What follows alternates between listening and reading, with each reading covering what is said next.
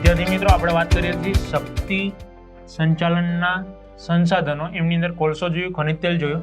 તો અત્યારની હાલની પરિસ્થિતિ એવી છે કે પ્રદૂષણ મુક્ત જે શક્તિ સંચાલન છે, જે સંસાધન છે, એનો ખૂબ મોટા પ્રમાણમાં માંગ વધતી ગઈ છે.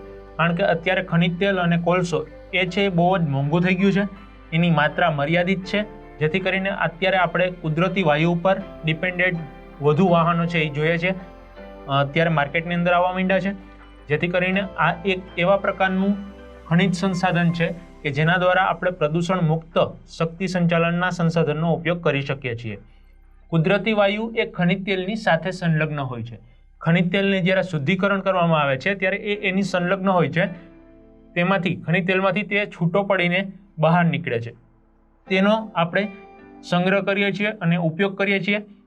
તે પ્રદૂષણ રહિત ઉર્જાનો સ્ત્રોત છે.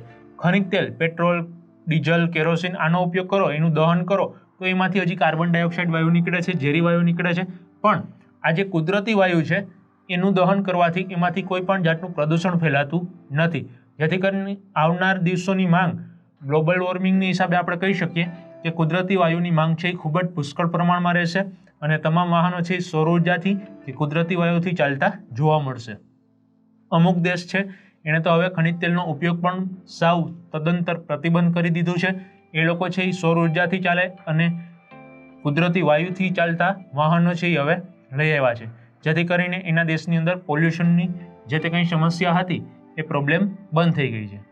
આપણા દેશમાં કુદરતી વાયુના ભંડારોની જો વાત કરવામાં આવે તો ખંભાતનો જે બેસિન છે, નદી વિસ્તાર ત્યાં છે, કાવેરી બેસિન તથા જેસલમેર એટલે કે રાજસ્થાનની અંદર પુષ્કળ પ્રમાણમાં આપણને આ ખનિજ તત્વોની સાથે, ખનિજ તેલની સાથે આ કુદરતી વાયુ પ્રાપ્ત થાય છે. ગુજરાતની જો વાત કરવામાં આવે તો ગુજરાતની અંદર અંકલેશ્વર ખનિજ તેલ અને કુદરતી વાયુના ભંડાર માટે જાણીતું ક્ષેત્ર ગણી શકાય. આમ જેટલા પુષ્કળ પ્રમાણમાં આપણે કુદરતી વાયુનો ઉપયોગ કરતા થશું એમ પ્રદૂષણની અંદર પણ આપણે ઘટાડો કરી શકશું. તો આવનારા દિવસોની અંદર ખનિજ તેલનો ઉપયોગ ઓછો કરી અને મેક્સિમમ આપણે તેનો ઉપયોગ કરવો જોઈએ કુદરતી વાયુ.